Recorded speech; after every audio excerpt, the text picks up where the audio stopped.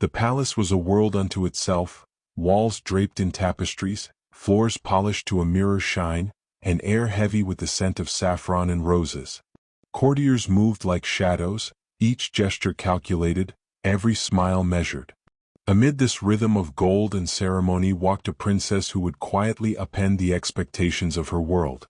Her name was al-Saltaneh, a daughter of the Qajar dynasty, but over time the world would know her simply as Princess Qajar, a figure shrouded in rumor, fascination, and myth. From the moment she grew old enough to observe, she noticed the small details that mattered. The way her father's advisors whispered behind closed doors, the careful choreography of servants and guards, the subtle hierarchies among the women in the harem, all of it spoke of power, of rules, of limitations. And yet, she moved through it with curiosity, eyes wide, mind alert. Some whispered about her beauty, claiming that 13 men had lost themselves to despair because of her. It was a story that would outlive the truth, one of those tales that shimmer in memory but dissolve under scrutiny. In reality, no lives were lost, no tragic devotion marked her days. Those who admired her did so quietly, and she observed them with the quiet, knowing patience of someone learning the ways of the world. She was a princess who existed in contradiction.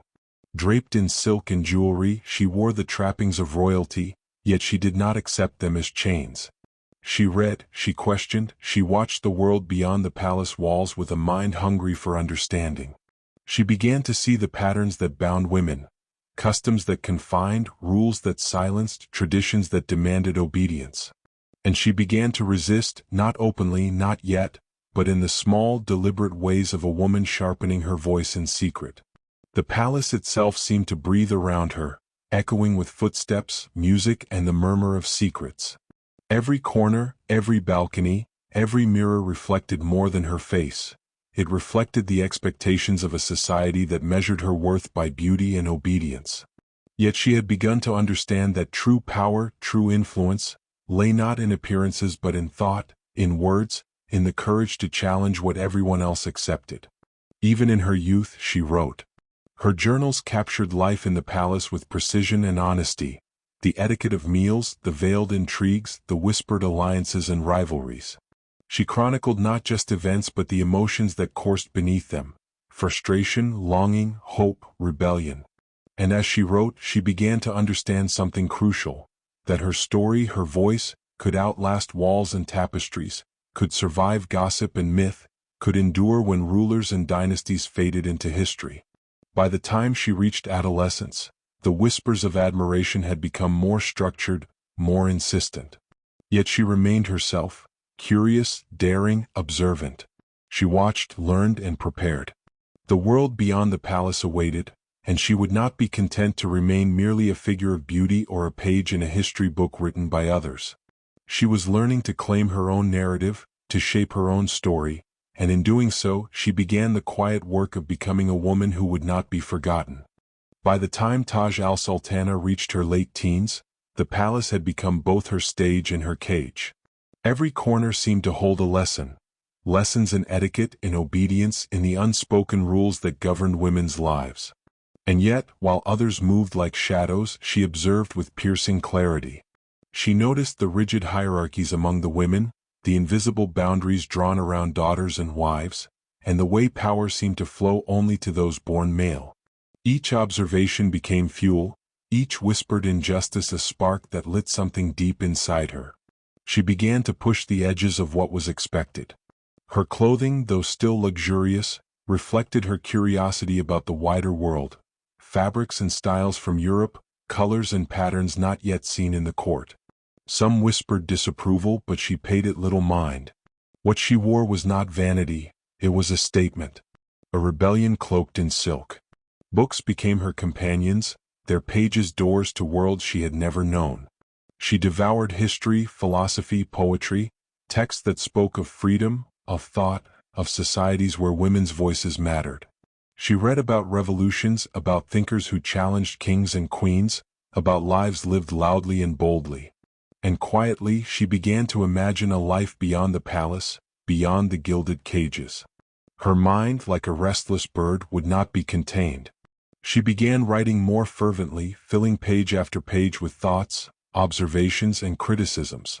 She wrote about the rituals of court life, exposing both its grandeur and its absurdities. She wrote about the limitations placed upon women, not as a complaint, but as a call to consciousness, a record for those who might come after, a mirror for herself. Through her pen, she shaped the contours of her world, claimed it as her own, and transformed observation into action. At times she tested the boundaries openly. She questioned decisions, spoke in councils, and asserted opinions where silence was expected. Some were scandalized.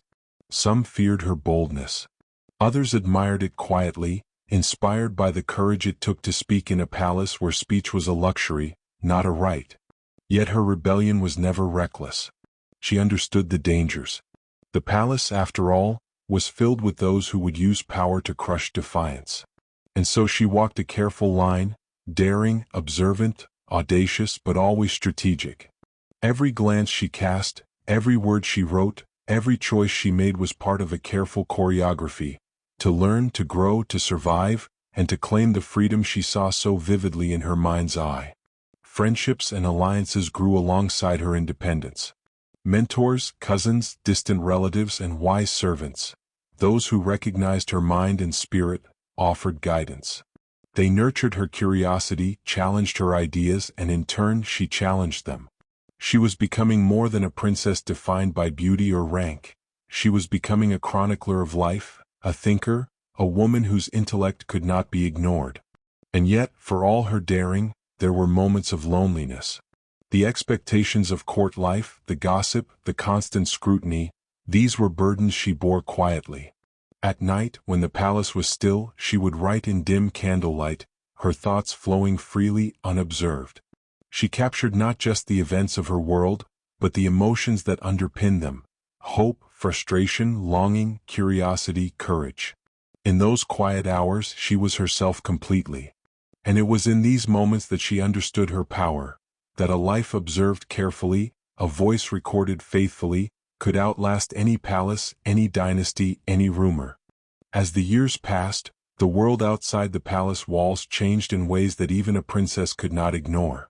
The Qajar dynasty, once a force that shaped Persia, began to fade, and with it, the old order of power and privilege.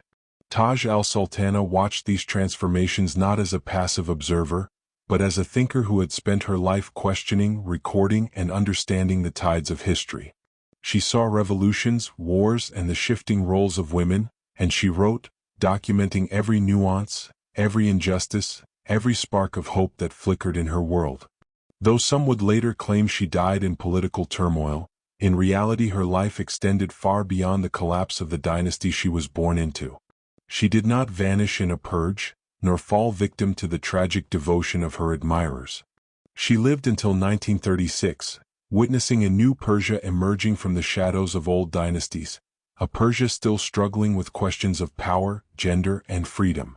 And throughout it all, she remained true to herself, her pen never silent, her gaze never wavered.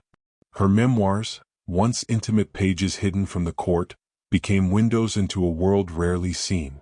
Through them, readers could feel the pulse of palace life, the delicate tensions, the weight of expectations, and the courage it took to live authentically in a place that demanded conformity.